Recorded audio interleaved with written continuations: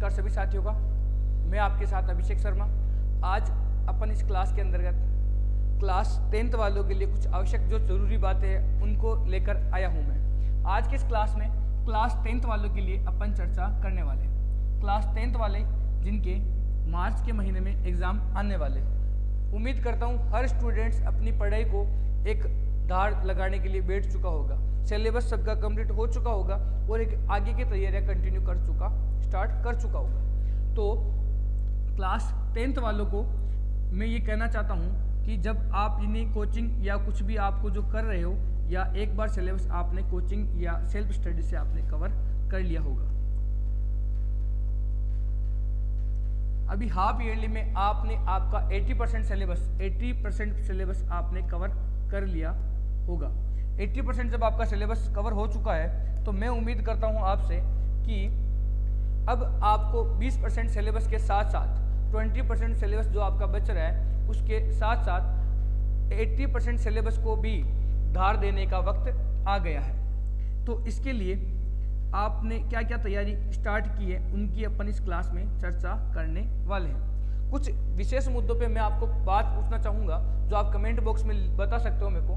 पहला मुद्दा मेरा ये रहने वाला है कि मॉडल पेपर आप सोल्व कर रहे हो नहीं कर रहे हो। मॉडल पेपर जो चल रही है, बुक्स वगैरह आती है, उनके साथ साथ आप उनको लर्न करना या उनकी प्रैक्टिस करना ज़रूरी है। उनके साथ साथ प्रत्येक चैप्टर को 2 से 3 बार और प्रत्येक सब्जेक्ट को सही वक्त देने का वक्त यही है। 2 से 2.5 महीने जो आपके पास बच रहे हैं उस पर आपको फोकस करना है। यानी कि जनवरी तो निकल चुका है, आपके पास केवल फरवरी बच रहा है और मार्च आपके एग्जाम में वैसे ही निकल जाएगा। तो सबसे बढ़िया फोकस करने का महीना जो आपकी मेहनत करने का 15 फरवरी से पहले जितनी पढ़ाई आप कर सकते हो उतनी कर सकते हो। उसके बाद क्या होने वाला है कि जब आपके एग्जाम का जो प्रेशर आने वाला है उसको आप झेल नहीं पाओगे और उस वक्त में आपसे क्या होने वाली है, पढ़ाई नहीं होने वाली। तो जितना हो सके उतना सिलेबस को अभी खींचने की आप क्या करें, कोशिश करें। बात करें अपने इस भिलवाड़ा एकेडमी चैनल की मैं बात करूं तो ये आपकी किस प्रकार हेल्प करने वाला है इस 10th बोर्ड के अंतर्गत। तो मैं आपको बताऊं,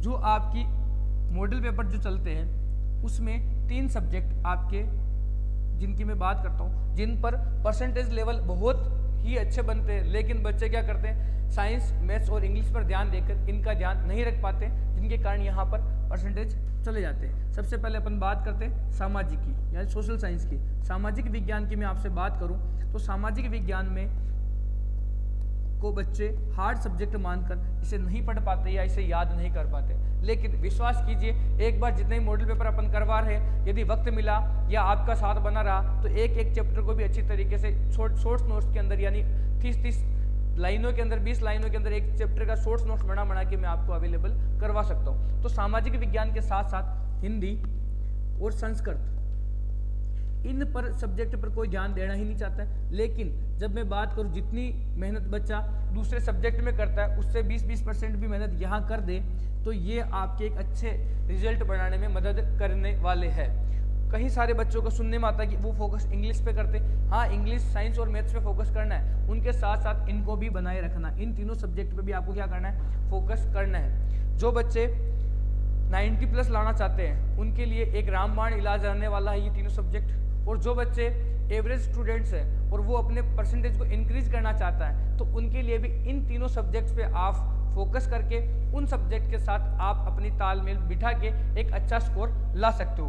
अपन बात करें आपके एग्जाम की, अपन चर्चा करें तो मार्च में आपके एग्जाम आने वाले हैं और आज की मैं बात करूं इस क्लास की तो 26 जनवरी के दिन ये क्लास अपन बात कर रहे हैं। यानी कि आपके पास 4 दिन जनवरी के पड़े हैं और एक पूरा फरवरी महीना आपके पास पड़ा है। मार्च में एग्जाम है तो मार्च को अपन नहीं गिन रहे, उस दिनों में अपन एग्जाम की जो पढ़ाई करेंगे उसी पढ़ाई के अपन साथ रहने वाले हैं। कुल मिलाकर अपन यहाँ पर बात करें तो आपके पास 35 से 40 दिन का समय यहाँ पर रहने वाला है। इन 35 से 40 दिन के अंतर्गत आप अपनी पढ़ाई को किस प्रकार से लो लेवल से हाई लेवल पर, हाई से हाईएस्ट लेवल पर ले जा सकते हो, ये केवल आप कर सकते हो, इसके अलावा कोई नहीं कर सकता है। तो आप अपनी पढ़ाई को तेज धार से बढ़ाइए, रफ्तार रखिए और इन 35 से 40 दिनों के अंतर्गत कुछ ऐसा कदम उठाइए जिसके कारण आपके परसेंटेज इंक्रीज हो, जिससे आप अपने माँ बाप का नाम रोशन कर सको, अपने टीचर्स का नाम रोशन कर सको। इसमें जो भी आपको हेल्प चाहिए वो हमारे इस कमेंट बॉक्स में आप पूछ सकते हो और उसका हम आपको जवाब देने के लिए तैयार है। हेल्थ की बात करें तो मैंने आपको बता दी कि हम 3 टेस्ट वर्क आपको करवाने वाले हैं मॉडल पेपर की।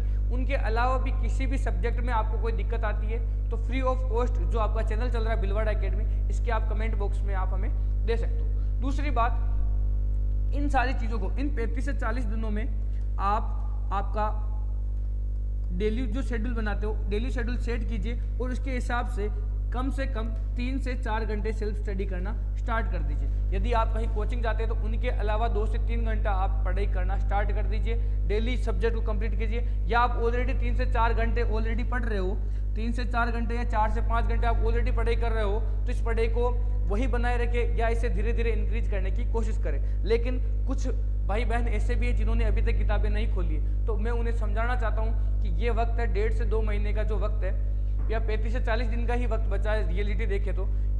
इन 35 से 40 दिनों के वक्त में अपना जी जान लगा दीजिए, एक अच्छा रिजल्ट ले आइए जिनसे आपकी जो नींव है 10th क्लास तक की जो आपकी नींव है ये मजबूत हो जाएगी। तो आपको आगे सब्जेक्ट लेने के साथ साथ जिस फील्ड में आप जाना चाहते हो उसमें आपकी इंटरेस्ट बढ़ जाएगा, पढ़ाई में आपकी रुचि बन जाएगी।